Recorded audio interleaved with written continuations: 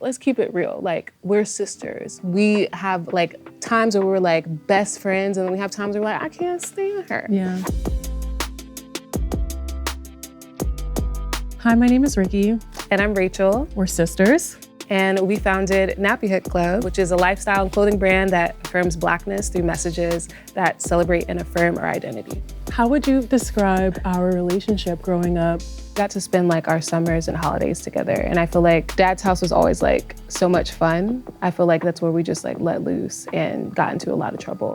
I think one of the things that was like a bit challenging for us growing up was just being like half sisters. Honestly, it's kind of weird even saying like half sister because I never call you my half sister. You know, we have different mothers, we have the same father, and it kind of sucks like not growing up in the same house as you. You know, we didn't get to spend like every day together. I mean, going to school, you know, when the kids was coming for you, you know, you didn't have like your sister or that person that could kind of be there for you in that way. But if we didn't have like those memories growing up, you know, visiting each other at Dad's house and our like paternal side of the family and kind of getting together in that way, I feel like we probably wouldn't even be in this situation. Like, I feel like we'd be just like sick of each other. Yeah.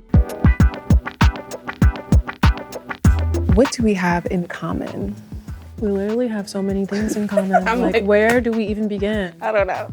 One, the fact that we're both Cancers.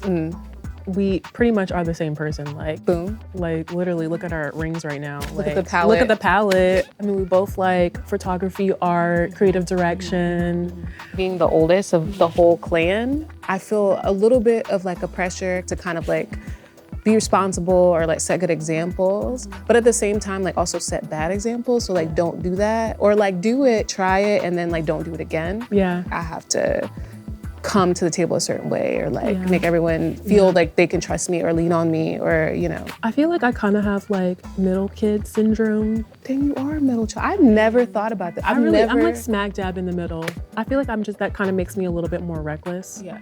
Because like, okay, it's always gonna work out because you got your older sibling who's gonna look out for you. Ew. And then you're like kind of like the cool older sister to your younger sibling. So you kind of gotta show out a little bit, you know, act a little edgy for them, you know.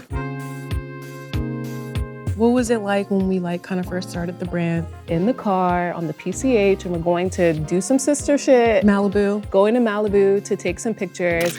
We had like a whole concept and editorial just for fun, like literally just cause like that's fun. And we're just like talking about our natural hair journeys. As we were talking, I was thinking about our childhood, right? Like, we got 4C hair, and like all the pictures of us, all the like cute childhood photos, our hair is a hot ass mess. We were getting called nappy headed. We were getting told we were bald headed and this and that. And I felt like crap. And it's just crazy like how that sometimes just starts with your own family as opposed to people outside of the household. Yeah. They just say it so casually and they don't even realize that like their words are hurting you or creating this like false representation of yourselves. And then we were like, you know what?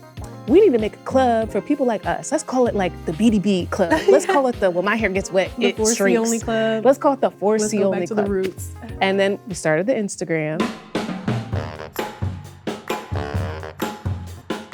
So, do you remember how we landed on our name? So we started out as 4C Only Club. People did not know what 4C meant. Yes. Y'all not hip. Yeah. And then we were like doing all these votes and like asking our friends and family. And we were like back and forth. Yes. Obviously the word nappy is like very controversial. And at first I was like, no, yeah, you was not I with was it. not with it. But I honestly feel like it was the best decision. Yeah. What was once used to hurt us, we're kind of taking and reclaiming and flipping it on its head. And it's now our power. Mm-hmm. Rachel, we have like a herd of siblings. Why do you think it was just me and you that went to business together? Obviously, we're closest in age, and I feel like we were preparing for this business like from when we were kids. Like we were literally styling thrift clothes, putting editorial concepts together. Like we were doing all this. At like it's so funny that you 14. say that. We really were. 15. Like I still have those videos on Facebook. Like don't look them up. Oh my God, don't look them up. Oh my God, why did you even say that? I really genuinely, even like before Nappy Head Club, like for me, I had this fire of wanting to build generational wealth. Mm-hmm. Like I had seen where we come from. Mm-hmm. I had seen like, you know, being like first, you know, generations to go to college and things like that. Like I had seen where we were coming from, and I just like was really adamant about wanting there to be wealth within our family and like in Black families. So it feels really good to feel like that the business is creating opportunities for our family. We're all eating, like we're all growing and evolving from this thing that we're doing together. And that to me just is like heartwarming. Why do you love me so much the way that you do? Lay it on me. Rikki, I love you because you care deeply. You genuinely put yourself in other people's shoes. I think that you really put family above yourself sometimes, and I really admire that. I feel like you know, it's never even a question of like who comes first. It's like the family. I feel like I have that trust. I know I'm not, okay. Listen, I refuse to cry. I'm not gonna cry.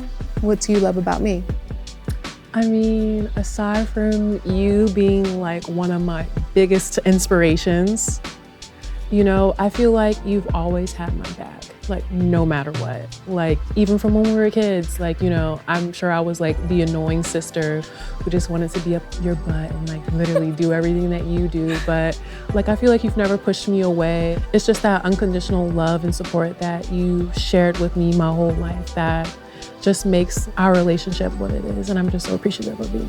Oh, I'm appreciative of you too. Love you, Rikki. Love you too.